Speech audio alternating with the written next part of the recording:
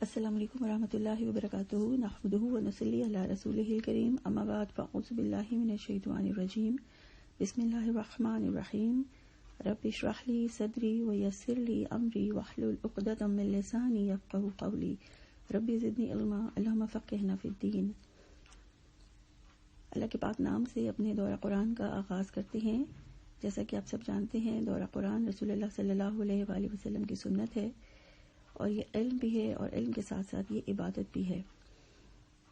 اللہ کے رسول صلی اللہ علیہ وآلہ وسلم نے فرمایا کہ ہر نبی کو کچھ ایسے معجزات دیے گئے جن کو دیکھ کر لوگ ان پر ایمان لائے، اور فرمایا کہ میرا معجزہ اللہ کی وحی یعنی قرآن پاک ہے، اس لیے مجھے امید ہے کہ میرے تابعدار بنسبت اور نبیوں کے بہت زیادہ ہوں گے۔ تو اللہ سے دعا ہے کہ اللہ تعالیٰ ہمیں اس وحی کے کلام کو بہترین طریقے سے سیکھنے کی، اس پر عمل کرنے کی اور اس کو آگے پہنچانے کی توفیق عطا فرمائے، آمین۔ قرآن پاک کا آغاز سورہ الفاتحہ سے ہے، اور سورہ الفاتحہ کا آغاز اللہ کے پاک نام سے جو بہت مہربان نہایت رحم کرنے والا ہے۔ اللہ تعالیٰ نے سورہ میں اپنا تعارف بھی کروایا ہے، اپنے اور بندے کا تعلق بھی بتایا ہے، اور دعا کا طریقہ بھی بتایا ہے۔ ابتدا میں اللہ فرماتے ہیں الحمدللہ رب العالمین، کہ ہر طرح کی تعریفیں اور ہر طرح کا شکر اللہ کے لیے، اور اللہ کون ہے؟ رب العالمین یعنی تمام جہانوں کا رب۔ پھر فرمایا رحمان ہے، یعنی ہنگامی موقع پر شدت سے رحم کرنے والا ہے، اور رحیم ہے، مسلسل رحم کرنے والا ہے، جس کی رحمت میں کبھی کمی نہیں آتی، یوم جزا اور سزا کے دن کا مالک ہے۔ اور پھر اللہ تعالیٰ نے عبادت کا طریقہ بتایا، ایاک نعبد، کہ ہم صرف اللہ کی غلامی کریں، و ایاک نستعین، اور ہم صرف اللہ ہی سے مدد مانگیں، یعنی اللہ ہی سے دعا کریں۔ اور دعا بھی بتا دی، اہدنا الصراط المستقیم، کہ اللہ سے کیا دعا کرنی ہے؟ صراط مستقیم پر چلا، یا اللہ ہمیں صراط مستقیم پر چلنے کی ہدایت عطا فرما۔ اور پھر صراط مستقیم کو بھی واضح کیا اللہ تعالیٰ نے کہ صراط مستقیم کیا ہے؟ انعام یافتہ لوگوں کا راستہ۔ اللہ تعالیٰ نے اس سورہ میں 3 لوگوں کی بات کی ہے، 3 گروہ بیان کی ہیں، انعام یافتہ لوگوں کا گروہ، مغصوب لوگوں کا گروہ، اور گمراہ لوگوں کا گروہ۔ تو ہم نے اللہ سے دعا کرنی ہے، اللہ ہمیں ان لوگوں کے راستے پہ چلا جن پر آپ نے انعام کیا۔ انعام یافتہ لوگ کون تھے؟ انبیاء کے فالوورز، یعنی صدیقین، صالحین اور شہداء۔ اور مغصوب لوگ سے مراد بنی اسرائیل کی وہ قومیں جن کو اللہ نے بندر اور سور بنا دیا، اور گمراہ لوگوں سے مراد نصارہ ہیں، یعنی عیسائی۔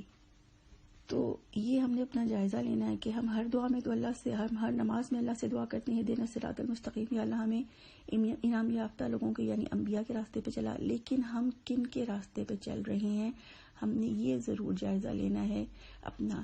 تو اس سورہ سے ہم نے اپنے لیے یہ لیا کہ ہم نے اپنا یہ جائزہ لینا ہے کہ ہم کیا انعام یافتہ لوگوں کے راستے پہ چل رہے ہیں، یا مغصوب لوگوں کے راستے پہ، یا گمراہ لوگوں کے راستے پہ۔ اور ہر نماز میں سورہ الفاتحہ کو شعوری پڑھنا ہے انشاءاللہ۔ قرآن کی اگلی سورہ سورہ البقرہ ہے۔ بقرہ سے مراد گائے ہے، اس نسبت سے سورہ کا نام البقرہ ہے۔ احادیث سے ہمیں اس سورت کی بہت اہمیت کا پتہ چلتا ہے۔ اللہ کے رسول صلی اللہ علیہ وآلہ وسلم نے فرمایا کہ جس گھر میں سورہ البقرہ پڑھی جاتی ہے شیطان وہاں سے بھاگ جاتا ہے۔ اور ایک اور حدیث میں فرمایا کہ 2 روشن صورتوں سورہ البقرہ اور سورہ آل عمران کو پڑھتے رہا کرو، قیامت کے دن یہ دونوں صورتیں 2 سائبانوں کی طرح، یا 2 بادلوں کے ٹکڑوں، یا فرمایا 2 پر کھولے ہوئے پرندوں کی طرح سے آئیں گی، اور اپنے پڑھنے والوں کے حق میں اللہ سے سفارش کریں گی۔ سورہ البقرہ مدنی سورہ ہے، اور اس میں 286 آیات اور 40 رکوع ہیں۔ آغاز اللہ تعالیٰ کے نام سے جو وسیع رحمت والا، بہت رحم کرنے والا ہے۔ آغاز ہے الف لام میم، یہ حروف مقطعات ہیں۔ قرآن کی تقریباً 29 سوروں کی ابتدا سورہ حروف مقطعات سے ہوتی ہے، جن کے معنی اللہ اور اللہ کے رسول کے سوا کوئی نہیں جانتا، تو ہمیں بھی ان کے معنیوں کی تجسس اور کھوج میں نہیں پڑنا۔ پہلا رکوع ہے اور موضوع ہے قرآن ہدایت کی کتاب ہے۔ اللہ تعالیٰ نے اس رکوع کی ابتدا میں قرآن سے رہنمائی اور ہدایت لینے والے لوگوں کی خصوصیات بیان کی ہیں۔ پہلی خصوصیت ہے ان کی جو قرآن سے فائدہ اٹھاتے ہیں کہ تقوی رکھتے ہیں، وہ تقوی والے ہیں۔ دوسری خصوصیت ہے غیب پر ایمان رکھتے ہیں۔ تیسری خصوصیت ہے نماز کو قائم کرتے ہیں۔ چوتھی خصوصیت ہے انفاق فی سبیل اللہ کرتے ہیں، یعنی اللہ کی راہ میں خرچ کرتے ہیں۔ پانچویں خصوصیت ہے اللہ کی کتابوں پر ایمان رکھتے ہیں، اور چھٹی خصوصیت ہے کہ آخرت پر یقین رکھتے ہیں۔ پھر اگلے حصے میں ناکام انسانوں کی کچھ خصوصیات کا ذکر ہے۔ پہلی خصوصیت ہے ناکام انسانوں کی کہ وہ حق کو تسلیم کرنے سے انکار کر دیتے ہیں۔ دوسری خصوصیت ہے کہ کامیابی کی ساری خصوصیات کو اپنانے سے انکار کر دیتے ہیں، یعنی اوپر جو ہم نے کامیاب لوگوں کی خصوصیات بتائی ہیں ان کو اپنانے سے انکار کر دیتے ہیں۔ تو اللہ تعالیٰ کا فیصلہ ایسے لوگوں کے بارے میں ہے کہ اللہ تعالیٰ نے ان کے حصول علم کے ذرائع پر پابندی لگا دی ہے، یعنی ان کے دل پر مہر لگا دی ہے، ان کی کانوں پر مہر لگا دی ہے اور ان کی آنکھ پر پردہ ڈال دیا ہے۔ اب نہ وہ حق کو دیکھ سکتے ہیں، نہ سن سکتے ہیں، نہ ان کے دل حق کو قبول کر سکتے ہیں، اور ان کا آخری انجام اللہ نے بتا دیا، وَلَهُمْ عَذَابٌ عَظِيمٌ، ان کے لیے بہت بڑا عذاب ہے۔ تو اس صورت سے ہم نے اپنے لیے یہ لیا کہ ہم نے رہنمائی کے لیے اور ہدایت کے لیے قرآن کو اپنی زندگی کا حصہ بنانا ہے، اور انشاءاللہ قرآن کو باقاعدہ سیکھنا ہے تاکہ اس پر عمل کر سکیں۔ کیا لیا؟ رکوع نمبر 2 ہے، موضوع ہے قرآن کی ہدایت سے فائدہ نہ اٹھانے والے۔ اللہ تعالیٰ نے اس رکوع میں منافقین کا ذکر کیا ہے۔ منافق سے مراد 2 چہروں والے انسان، یعنی جو اندر سے کچھ ہوتے ہیں باہر سے کچھ ہوتے ہیں، اور یہ بات ذہن میں رکھیں کہ منافق سے مراد مسلمان ہے، اس سے مراد نہ کافر ہے نہ مشرک ہے، بلکہ مسلمان جو کلمہ پڑھ چکے، جو اسلام قبول کر چکے لیکن دل سے اسلام کو قبول نہیں کیا۔ تو اللہ تعالیٰ نے ابتدا میں ان کی خصوصیات بتائی ہیں کہ دھوکہ دیتے ہیں، جھوٹے ہیں، فسادی ہیں، جاہل ہیں اور ایمان والوں کا مذاق اڑاتے ہیں۔ اور پھر رکوع کے اگلے حصے میں اللہ تعالیٰ نے منافق کی 2 مثالیں بیان کی ہیں۔ پہلی مثال یہ کہ وہ مکمل منافق ہیں، ہدایت کے بجائے گمراہی کو پسند کرتے ہیں، نفس پرست ہیں، یعنی خواہشات میں ڈوبے رہتے ہیں۔ اور چوتھی ان کی خصوصیت بتائی اللہ نے کہ وہ حسد اور تکبر میں ہی لپٹے رہتے ہیں۔ پھر اللہ نے فرمایا کہ یہ اندھے ہیں، بہرے ہیں، گونگے ہیں، یہ نہیں لوٹیں گے۔ پھر منافق کی دوسری مثال بیان کی کہ شک میں مبتلا رہتا ہے، کمزور ایمان والا ہے، حق کی خاطر تکلیفوں اور مصیبتوں کو برداشت نہیں کر سکتا اور ہر وقت اندیشوں میں مبتلا رہتا ہے۔ تو اللہ تعالیٰ نے ان کے لیے فیصلہ کر دیا کہ اللہ تعالیٰ ان کی رسی کو دراز کر دیتا ہے اور انہیں ڈھیل اور مہلت دیے رکھتا ہے۔ تو اس رکوع سے ہم نے اپنے لیے کیا لینا ہے کہ ہم نے اپنے اندر منافق کی جو نشانیاں موجود ہیں، جو خصوصیات ہیں، تو ہم نے ان کو دور کرنا ہے انشاءاللہ۔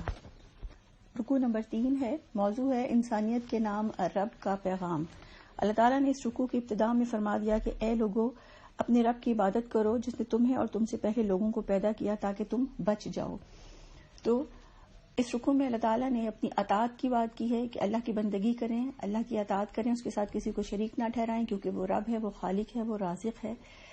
پھر رکوع کے اگلے حصے میں اللہ تعالیٰ نے چیلنج کیا ہے کہ جو قرآن پہ شک رکھتا ہے کہ یہ رسول اللہ صلی اللہ علیہ وآلہ وسلم نے خود سے ہی گھڑ لی ہے، تو اللہ نے چیلنج کیا کہ پھر جاؤ قرآن جیسی کتاب بنا کر دکھا دو جو محفوظ بھی ہے، یعنی اس کی حفاظت کا ذمہ اللہ نے اپنے ذمہ لیا ہے، مستقل رہنمائی ہے۔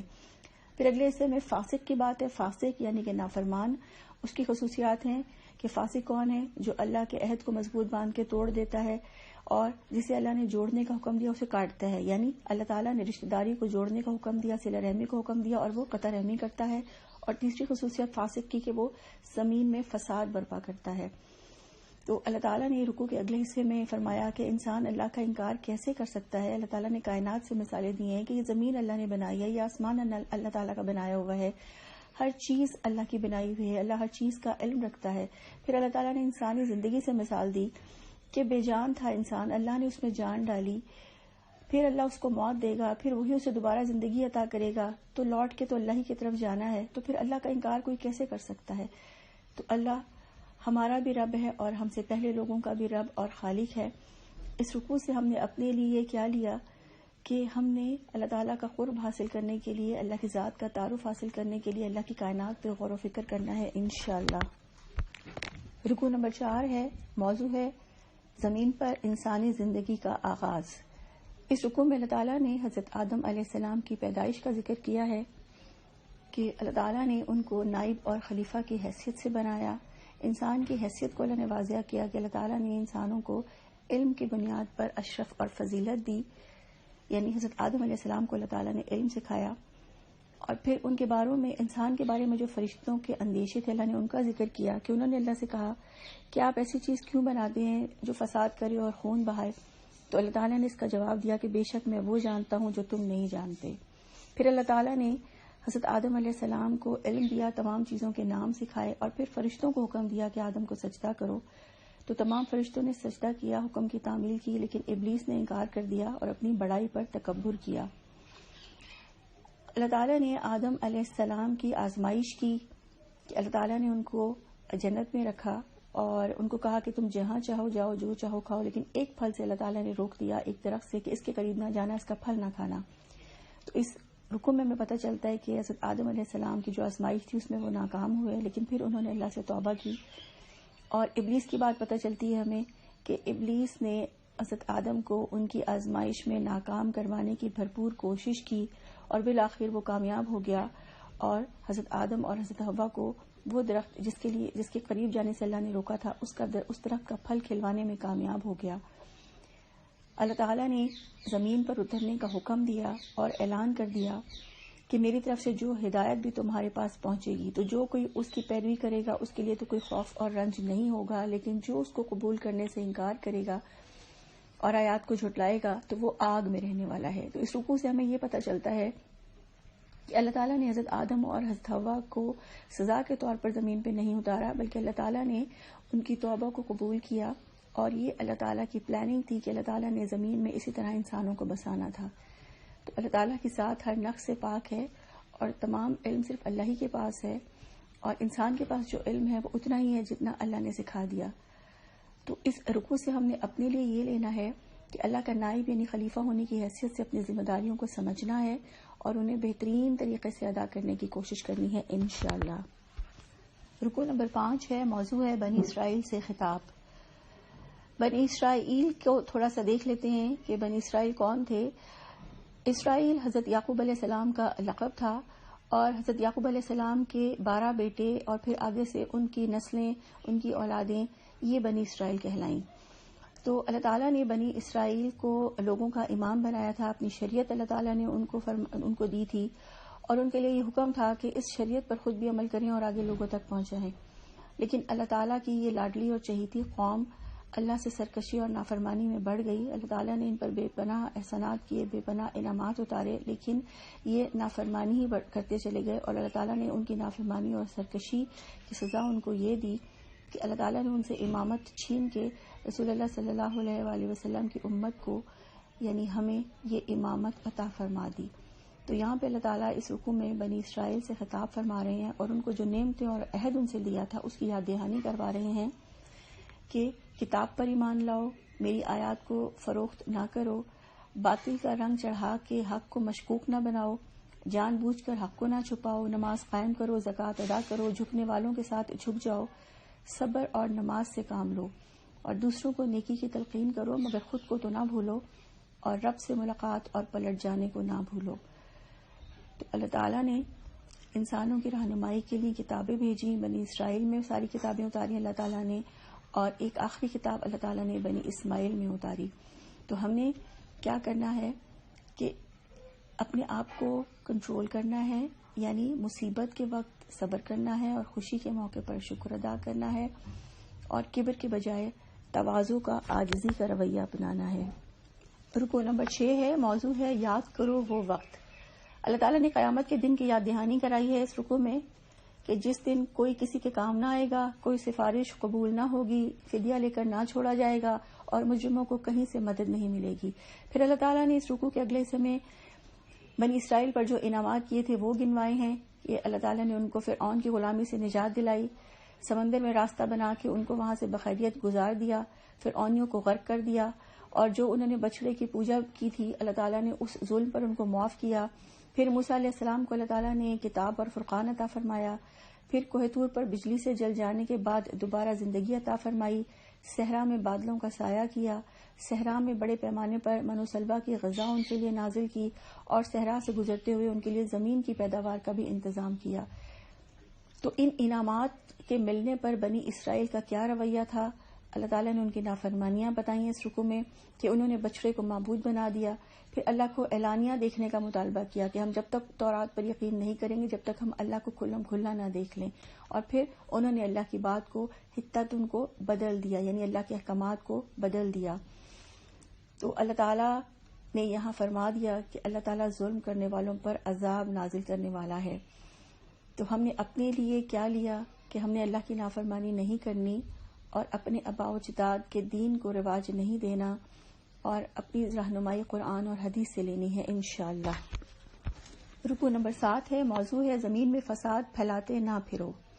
اللہ تعالیٰ نے جو انعامات کیے تھے بنی اسرائیل پر، اللہ تعالیٰ نے وہ یہاں بیان فرمائے ہیں کہ اللہ تعالیٰ نے ان کو 12 چشمے عطا کیے، کیونکہ 12 قبیلے تھے تو ہر قبیلے کا ایک ایک چشمہ اللہ تعالیٰ نے ان کے لیے مہیا کیا. پھر اللہ تعالیٰ نے ان کے لیے زمین سے پیداوار نکالی، کیونکہ منو سلوا کھا کھا کے وہ تھک گئے تھے، تو انہوں نے اللہ سے کہا تھا لا نصبر علی طعام واحد، کہ ہم اس ایک کھانے پہ صبر نہیں کر سکتے، تو ہمیں زمین کی پیداوار، سبزیاں چاہیے، یعنی ساگ سبزی، کھیرا ککڑی، گیہوں، لہسن، دال، پیاز وغیرہ چاہیے. تو اللہ تعالیٰ نے ان کے لیے پھر اس کا انتظام فرمایا. پھر اللہ تعالیٰ نے بنی اسرائیل کی نافرمانیوں کی سزا ان کو دی. اللہ تعالیٰ نے اس رکوع میں بیان کیا کہ اللہ کی ناراضگی ہے ان کے اوپر، اور اللہ تعالیٰ نے ان کو ذلت اور خواری مسلط کر دی، پستی اور بدحالی مسلط کر دی، اور وہ اللہ کے غضب میں گھر گئے. پھر اللہ تعالیٰ نے وجہ بتائی ہے کہ بنی اسرائیل کی نافرمانیوں کی سزا اللہ تعالیٰ نے کیوں دی، کیونکہ وہ اللہ کی آیات کا انکار کرتے تھے، پیغمبروں کو ناحق قتل کرتے تھے، مسلسل نافرمانیاں کرتے تھے، شریعت کی حدود سے نکل جاتے تھے. تو اللہ تعالیٰ کی آیات کا انکار کرنے والے، نافرمانیاں کرنے والے اور پیغمبروں کو ناحق قتل کرنے والوں کے لیے اللہ تعالیٰ نے یہ سزا دی کہ اللہ تعالیٰ نے ان کو اوپر اپنا غضب نازل فرمایا اور اللہ کا عذاب آیا ان پر. تو اس رکوع سے ہم نے اپنے لیے کیا لینا ہے کہ جن جن کاموں میں اللہ کی نافرمانی ہوتی ہے ہم نے ان کا جائزہ لینا ہے کہ ہم کہاں کہاں اللہ کی نافرمانی کرتے ہیں، اور ان کو اس نافرمانی کو نہ کرنے کا عہد کرنا ہے انشاءاللہ. رکوع نمبر 8 ہے، موضوع ہے یاد کرو. اس رکوع کی ابتدا میں اللہ تعالیٰ نے کامیابی کا معیار بیان کیا ہے کہ کامیاب لوگ کون ہیں، وہ جو اللہ پر اور روز آخرت پر ایمان رکھتے ہیں اور جو عمل صالح کرتے ہیں، یعنی نیکی کے کام کرتے ہیں. پھر اللہ تعالیٰ نے یہود سے جو عہد لیا وہ بیان فرمایا کہ کتاب کو مضبوطی سے تھامو اور احکامات کو یاد رکھو اور ان ہدایات پر عمل کرو. پھر اللہ تعالیٰ نے یہودیوں کے عہد شکنی کی بات کی کہ انہوں نے اللہ کے عہد کو کیا توڑا، کس عہد کو توڑا کہ اللہ تعالیٰ نے ان کو یہ حکم دیا تھا کہ ہفتے کے دن مچھلیاں نہ پکڑنا. یہ واقعہ کچھ اس طرح ہے کہ بنی اسرائیل کی ایک بستی سمندر کے کنارے آباد تھی اور ان کا ذریعہ معاش سمندر سے مچھلیاں پکڑ کے فروخت کرنا تھا. اللہ تعالیٰ نے ان کی آزمائش اس طرح سے کی کہ انہوں نے اپنے نبی سے کہا کہ ہمارے لیے اللہ سے کہہ کر ہمارے لیے صرف ایک دن مقرر کریں کہ جس دن ہم عبادت کریں گے، ہم روز روز اللہ کی عبادت نہیں کر سکتے. تو اللہ تعالیٰ نے ان کے لیے ہفتے کا دن عبادت کے لیے مقرر کیا، لیکن اللہ تعالیٰ نے یہ شرط رکھ دی کہ اس دن وہ کوئی معاشی سرگرمی نہیں کریں گے، دنیا کا کوئی کام نہیں کریں گے. تو پھر اللہ تعالیٰ نے ان بستی والوں کی جو سمندر کے کنارے آباد تھے ان کی آزمائش اس طرح سے کی کہ ہفتے والے دن سمندر میں خوب مچھلیاں آتی تھیں، اچھل اچھل کے آتی تھیں، لیکن ہفتے کے باقی دنوں میں اتنی مچھلیاں نہیں آتی تھیں، جال ڈال کے بیٹھے رہتے تھے بہت دیر تک. تو اللہ تعالیٰ نے ہفتے کے دن خوب مچھلیوں کی روانی رکھی جس کو دیکھ کر وہ للچاتے تھے، اور پھر انہوں نے یہ تدبیر اختیار کی کہ انہوں نے ہفتے کے دن سے پہلے وہ سمندر سے چھوٹی چھوٹی نہریں نالیوں کی شکل میں نکالتے تھے اور اپنے صحن کے گڑھوں میں اپنے صحن میں گڑھے کھود کے ان نالیوں کو اس میں لے آتے تھے، اور جب ہفتے والے دن خوب مچھلیاں آتی تھیں تو وہ ان نالیوں سے، نہروں سے گزر کے ان کے صحن کے گڑھوں میں گر جاتی تھیں اور ہفتہ گزرنے کے بعد وہ ان کو پکڑ کے بیچ آتے تھے. تو اس طرح سے انہوں نے اللہ کے حکم کی خلاف ورزی کی. تو اللہ تعالیٰ نے ان کی عہد شکنی کی سزا انہیں دی کہ انہیں اللہ تعالیٰ نے بندر بنا دیا.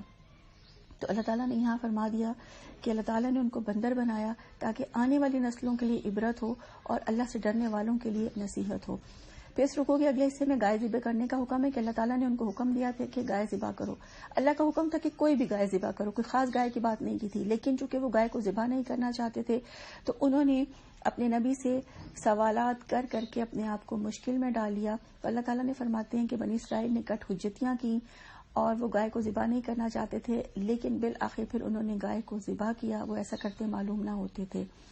تو اللہ تعالیٰ نے یہاں پر انجام بتا دیا کہ اللہ تعالیٰ جو بھی اللہ تعالیٰ اور روز آخرت پر ایمان لا کر نیک عمل کرے گا تو اس کا اجر اس کے رب کے پاس ہے، لیکن جو اللہ کی نافرمانی کرے گا اللہ انہیں عبرت بنا دے گا. تو اس رکوع سے ہم نے اپنے لیے یہ لیا کہ اللہ کی نافرمانی نہیں کرنی انشاءاللہ. رکوع نمبر 9 ہے، موضوع ہے حیات بعد الموت.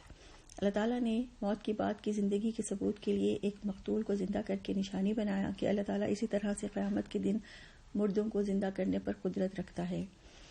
پھر رکوع کے اگلے حصے میں اللہ تعالیٰ نے یہودیوں کی سنگ دلی کی مثال پتھروں سے دی کہ پتھروں میں سے بھی کچھ ایسے ہوتے ہیں جن سے چشمے پھوٹ نکلتے ہیں، کچھ خوف خدا سے گر جاتے ہیں، کچھ سے پانی نکل آتا ہے، مگر یہودی ان کے دل تو پتھروں سے بھی زیادہ سخت ہیں. پھر رکوع کے اگلے حصے میں اللہ تعالیٰ نے یہودی کردار کا تجزیہ فرمایا کہ اللہ تعالیٰ کا کلام سن کر اس کو بدل دیتے ہیں، دو چہروں والے ہیں اور اپنے ہاتھوں سے کلام لکھتے ہیں اور کہتے ہیں کہ یہ اللہ کی طرف سے ہے. اور یہودیوں کی غلط فہمی کو واضح کیا کہ ان کی غلط فہمی کیا تھی کہ دوزخ کی آگ ہمیں ہرگز نہ چھوئے گی. تو اللہ تعالیٰ کا فیصلہ ان کے بارے میں کہ جو بھی بدی کمائے گا، اپنی خطا کاری کے چکر میں پڑا رہے گا، وہی جہنمی ہے. اور جو کچھ انسان چھپاتے ہیں، جو کچھ ظاہر کرتے ہیں، اللہ تعالیٰ کو سب خبر ہے. تو اس رکوع سے ہم نے اپنے لیے کیا لیا کہ دل کے زنگ کو دور کرنے کے لیے ہم نے رسول اللہ صلی اللہ علیہ وآلہ وسلم کی وصیتوں پر عمل کرنے کی کوشش کرنی ہے انشاءاللہ، اور تلاوت قرآن کو اپنی زندگی کا معمول بنانا ہے. رکوع نمبر 10 ہے، موضوع ہے نصیحت. رکوع کے پہلے حصے میں اللہ تعالیٰ نے میثاق بنی اسرائیل کی بات کی ہے کہ اللہ تعالیٰ نے بنی اسرائیل سے جو میثاق لیا تھا، جو عہد لیا تھا، وہ کیا تھا کہ اللہ کے سوا کسی کی عبادت نہ کرنا، والدین کے ساتھ حسن سلوک کرنا، رشتہ داروں کے ساتھ حسن سلوک کرنا، یتیموں کے ساتھ حسن سلوک کرنا، مسکینوں کے ساتھ حسن سلوک کرنا، لوگوں سے بھلی بات کہنا، نماز قائم کرنا، زکوٰۃ ادا کرنا، آپس میں ایک دوسرے کا خون نہ بہانا اور قیدیوں کو فدیہ دے کر چھڑانا. تو اللہ تعالیٰ نے واضح کیا کہ اللہ تعالیٰ ان حرکات سے بے خبر نہیں ہے جو انسان کر رہے ہیں. تو ہم کیا کریں کہ ہم نے والدین کی خدمت کرنی ہے، انہیں کوئی دکھ نہیں دینا، ان کے احسانات کا خیال رکھنا ہے اور ان کی عزت کرنی ہے انشاءاللہ، اور باقی تمام انسانوں سے بھی حسن سلوک کرنا ہے انشاءاللہ. رکوع نمبر 11 ہے، موضوع ہے عجیب انسان. اللہ تعالیٰ نے اس رکوع میں بھی اپنے احسانات کا ذکر کیا کہ اللہ تعالیٰ نے موسیٰ علیہ السلام کو کتاب دی، پے در پے رسول بھیجے، حضرت عیسیٰ علیہ السلام کو روشن نشانیاں یعنی کہ معجزات دے کر بھیجا. پھر رکوع کے اگلے حصے میں ہے کہ رسول آنے پر یہود کا رویہ کیا ہوتا تھا کہ اللہ کی کتابوں کو خواہش نفس کے خلاف محسوس کرتے تھے، سرکشی کرتے تھے، رسولوں کو جھٹلاتے تھے اور رسولوں میں سے کچھ کو قتل کر ڈالتے تھے. اور ان کے رویے کی خرابی کا اصل سبب کیا تھا کہ وہ بڑوں کا دین نہیں چھوڑ سکتے، یعنی اپنے آباء و اجداد کا دین نہیں چھوڑ سکتے. تو اللہ تعالیٰ نے فیصلہ کیا کہ یہودی جو ہیں وہ سچے حق پرست نہیں ہیں، کیونکہ انہوں نے نبیوں کو قتل کیا، معجزات کا انکار کیا، بچڑے کو معبود بنایا، اور میثاق کے بارے میں جو اللہ سے عہد کیا تھا اس کے بارے میں یہ کہا کہ سنا ہے مگر مانیں گے نہیں، اور دنیا کی محبت میں ڈوبے رہے. تو ہم اپنے لیے کیا کریں؟ ہم نے انشاءاللہ سچا حق پرست بننا ہے اور اپنی ساری توجہ موت کے بعد آنے والی زندگی کی طرف لگانی ہے انشاءاللہ. رکوع نمبر 12 ہے، موضوع ہے جادو اور ایمان. پہلے سے میں اللہ تعالیٰ نے قرآن پاک کی بات کی کہ قرآن پاک کو اللہ تعالیٰ نے محمد صلی اللہ علیہ وآلہ وسلم کے قلب پر نازل کیا. قرآن پاک پہلی کتابوں کی تصدیق کرتا ہے، صاف صاف حق کا اظہار کرنے والا ہے، ایمان والوں کے لیے ہدایت ہے، ایمان والوں کے لیے کامیابی کی بشارت ہے، اور جو اس کی پیروی سے انکار کرتا ہے وہی فاسق ہے. پھر اللہ تعالیٰ نے اللہ تعالیٰ کے احکامات کو پس پش ڈالنے والوں کی خصوصیات بیان کی کہ جو اللہ کے احکامات کو پس پش ڈال دیتے ہیں، اگنور کر دیتے ہیں، وہ کون لوگ ہیں؟ وہ سچے دل سے ایمان نہیں لاتے، عہد کو توڑتے ہیں، انسانوں کو نقصان پہنچاتے ہیں، آخرت کے بدلے دنیا کی زندگی خریدتے ہیں، اور وہ جادو سیکھتے ہیں جس سے شوہر اور بیوی میں جدائی ڈال سکیں. تو اللہ تعالیٰ نے اظہار تاسف فرمایا ہے اس رکوع کے آخر میں کہ کتنی بڑی متاع تھی جس کے بدلے انہوں نے اپنی جانوں کو بیچ ڈالا، کاش انہیں معلوم ہوتا کہ انہوں نے کتنا گھاٹے کا سودا کیا ہے. تو اس رکوع سے ہم نے اپنے لیے کیا لیا کہ رشتوں اور تعلقات کے بگاڑ سے اپنے آپ کو اور اپنے ارد گرد کے لوگوں کو بچانا ہے، اور جادو کا وہم ہو جائے تو لوگوں کو اس وہم سے نکالنا ہے انشاءاللہ، کیونکہ اللہ نے واضح اس رکوع میں فرما دیا کہ کوئی جادو اثر نہیں کر سکتا اللہ کے حکم کے بغیر. رکوع نمبر 13 ہے، موضوع ہے اللہ ہر چیز پر قدرت رکھتا ہے. اس رکوع کی ابتدا میں اللہ تعالیٰ نے مجلس کے آداب بیان فرمائے ہیں کہ گفتگو میں بالکل واضح الفاظ استعمال کیے جائیں، جو بات کہی جائے اس کو غور سے سنیں اور سمجھیں، اور بے مقصد سوال و جواب کے بجائے نصیحت حاصل کریں. پھر رکوع کے اگلے حصے میں منسوخ آیات کی بات ہے، کیونکہ قرآن بتدریج نازل ہوا کچھ آیات ایسی تھی جو اس محدود وقت اور علاقے محدود وقت اور حالات کے لیے تھی. تو اللہ تعالیٰ نے کچھ آیات کو منسوخ کیا تو یہودیوں نے اور کفار نے اس چیز کو بہت مذاق بنایا کہ یہ کیسا اللہ ہے جو بھول جاتا ہے. تو اللہ تعالیٰ نے فرمایا کہ جو آیات منسوخ کی ہیں وہ انسانوں کی بہتری کے لیے ہیں، اور پھر فرمایا کہ پہلی شریعتوں میں بھی آیات منسوخ ہوتی رہیں، یعنی احکامات منسوخ ہوتے رہے. پھر اللہ تعالیٰ نے اس رکوع میں مسلمانوں کو نصیحت کی ہے کہ بحث و مباحثہ نہ کریں، اللہ تعالیٰ پر بھروسہ رکھیں، عفو و درگزر سے کام لیں، نماز قائم کریں، زکوٰۃ ادا کریں. پھر اللہ تعالیٰ نے واضح فرمایا کہ جنت کس کے لیے ہے؟ جو اللہ تعالیٰ کی اطاعت کرتے ہیں، جو نیک رویہ اختیار کرتے ہیں اور جو اپنی ہستی کو اللہ کے سپرد کر دیتے ہیں. اللہ تعالیٰ نے جنت انہی کے لیے بنائی ہے. تو اس رکوع سے ہم نے اپنے لیے کیا لیا کہ مجلس کے آداب کو اپنانا ہے انشاءاللہ. رکوع نمبر 14 ہے، موضوع ہے غلط فہمیوں کی وضاحت. اللہ تعالیٰ نے غلط فہمیوں کا ازالہ فرمایا ہے اس رکوع کی ابتدا میں کہ اختلافات دنیا میں حل نہیں ہوں گے، بلکہ قیامت کے روز ہی ان اختلافات کا فیصلہ ہوگا جو مختلف قوم اپنے درمیان میں رکھتی ہیں. اور پھر فرمایا اللہ تعالیٰ ہی مشرق اور مغرب کا مالک ہے اور اس کی عبادت ہر جگہ ہو سکتی ہے. اور پھر فرمایا اللہ تعالیٰ کی مسجدوں سے روکنے والے ظالم ہیں، اور اللہ تعالیٰ پاک ہے اس سے کہ وہ کسی کو بیٹا بنائے. وہ ساری کائنات کا مالک ہے، آسمان اور زمین کا موجد ہے، سب اسی کے فرما بردار ہیں اور اللہ ہی ہر فیصلہ کرنے والا ہے. پھر یہودیوں کے اعتراضات کا جواب دیا اللہ تعالیٰ نے اس رکوع میں. یہودیوں کا یہ اعتراض کہ اللہ ہم سے بات کیوں نہیں کرتا، تو اللہ نے فرمایا کہ اس کا دیا ہوا علم حق ہی اصل میں اس کا کلام ہے. پھر یہودیوں کا اعتراض کہ اللہ تعالیٰ کوئی نشانی کیوں نہیں بھیجتا، تو اللہ نے کہا کہ سب سے بڑی نشانی اللہ کا رسول ہے جو بشیر اور نذیر ہے. تو اللہ تعالیٰ نے فیصلہ فرما دیا کہ یہود اور عیسائی مسلمانوں سے ہرگز راضی نہیں ہو سکتے جب تک مسلمان ان کے طریقے میں نہ چلیں. تو اللہ نے واضح کیا کہ ہدایت تو بس وہی ہے جو اللہ نے دی ہے، اور علم آنے کے بعد بھی اگر لوگوں نے اپنی خواہشات کی پیروی کی تو پھر انہیں اللہ سے بچانے والا کوئی نہیں ہوگا. سچے دل سے ایمان لانے والے کے بارے میں اللہ نے فرمایا کہ سچے دل سے وہ ایمان لاتا ہے جو تلاوت کا حق ادا کرتا ہے، یعنی جو قرآن کو بہترین طریقے سے سیکھتا، سکھاتا، عمل کرتا ہے. تو ہم نے اس رکوع سے اپنے لیے کیا لیا کہ ہم نے انشاءاللہ تلاوت کا حق ادا کرنا ہے. رکوع نمبر 15 ہے، موضوع ہے بیت اللہ عالمی مرکز اسلامی.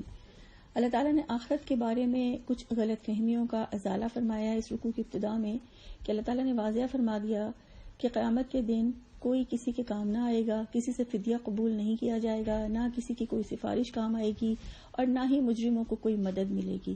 پھر حضرت ابراہیم علیہ السلام کے بارے میں اللہ نے فرمایا کہ اللہ تعالیٰ نے ان کو دنیا کا امام اور پیشوا بنایا. اللہ تعالیٰ نے ان کو آزمایا اور وہ ہر آزمائش میں پورے اترے. اللہ تعالیٰ نے ان کو رہنما بنایا. اور پھر اللہ تعالیٰ نے بیت اللہ کے بارے میں فرمایا کہ اللہ تعالیٰ نے اس کو عالمی مرکز اور امن کی جگہ بنایا.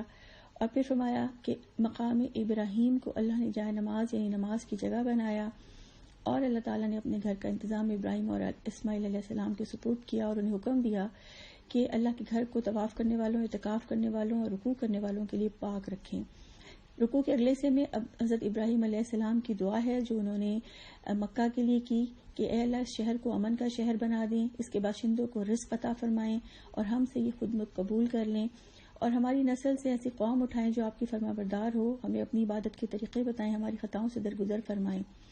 اور پھر حضرت ابراہیم کی دعا ہے کہ انہوں نے کہا کہ اللہ ہماری نسل میں سے ایسا رسول بھیج جو لوگوں کو تیری آیات پڑھ کے سنائے، ان کو کتاب کی تعلیم دے، ان کو حکمت کی تعلیم دے، ان کی زندگیاں سنوارے.